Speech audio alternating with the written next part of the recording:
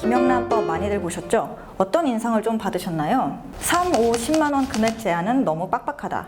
농축수산업과 요식업계는 다 망한다. 이런 얘기가 좀 나왔었고, 이에 더해서 심지어 국회의원은 법에서 다 빠졌다. 특혜도 여전하다. 이런 보도도 이어졌습니다. 이런 뉴스들을 보면서 긴가민가하다라는 여론도 많았던 것 같습니다. 그래서 오늘은 김영란법 진짜 구멍이 있는지 그에 대한 오해를 살펴보려고 합니다. 이거는 사실이 아닙니다.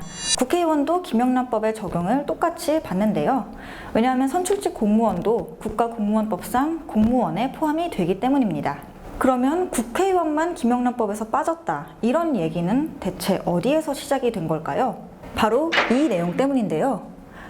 이 예외 규정이 있어서 국회의원들이 공익민원이라는 명목으로 계속 로비를 받을 수 있다, 이런 지적을 하고 있는 겁니다. 하지만 민원 전달은 사실 국회의원의 기본적인 직무 중 하나인데요.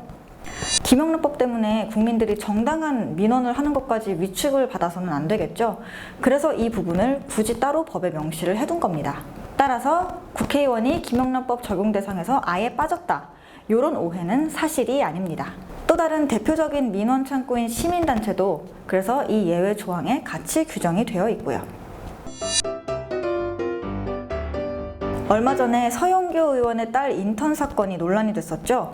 자기 딸을 의원실 인턴으로 채용을 해서 문제가 됐었던 건데요. 이렇게 국회의원 가족이나 친인척의 아름아름 낙하산 채용을 규제하는 규정, 바로 이 규정을 이해충돌 방지 규정이라고 합니다. 그런데 이 규정이 이번 법에서는 빠졌습니다.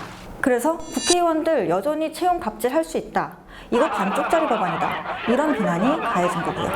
그러면 이 좋은 내용이 대체 법에서는 왜 빠졌을까요? 논의를 해본 결과 현실적으로 도저히 입법이 불가능했다고 합니다. 공직자의 직무와 개인의 업무 수행이 사적으로 연관이 된다면 당연히 제한돼야 하는 게 맞겠죠. 이 취지에는 여야 모두가 공감을 하고 있습니다. 문제는 실현 방안입니다. 공직자의 가족이나 친인척을 연관된 조직에 근무하지 못하게 하는 제도를 재척 회피 제도라고 하는데요. 이 재척 회피 제도가 실시된다면 아주 포괄적인 직무를 수행하는 공직자, 예를 들면 국무총리나 경제부총리가 될 수 있겠죠. 이런 공직자들의 친인척들 같은 경우에는 법 적용을 거의 대부분 피하기 어려울 겁니다. 언론인을 예로 든다면 우리나라 재계와 관련된 모든 사항을 담당하는 경제부장 정도가 또 비슷한 이에 해당될 수 있겠네요. 이런 문제점이 있어서 지금 대안으로 제시된 게 사전 신고제입니다. 공직자의 경우 자기 직무와 관련된 조직에 가족이나 친인척이 근무한다면 사전에 신고를 해라, 이런 제도입니다.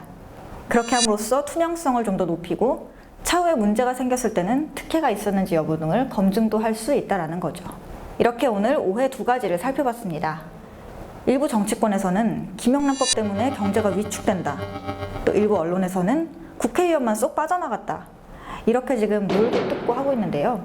그럼에도 오히려 국민 상당수는 지지하는 분위기인 것 같습니다. 그만큼 한국 사회의 접대 문화에 대한 염증이 굉장히 강하다는 뜻일 것 같습니다.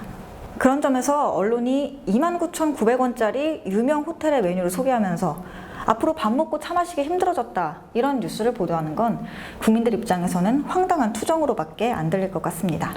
김영란법 상당히 강력한 법인 건 맞고 앞으로 또 보완이 필요한 부분도 있을 겁니다. 하지만 우리는 지금 법인카드 접대비가 1년에 무려 10조 원인 사회에 살고 있습니다. 김영란법을 때리기 전에 이 법이 생겨난 아주 오래된 이유부터 먼저 생각을 해봐야 되지 않을까요?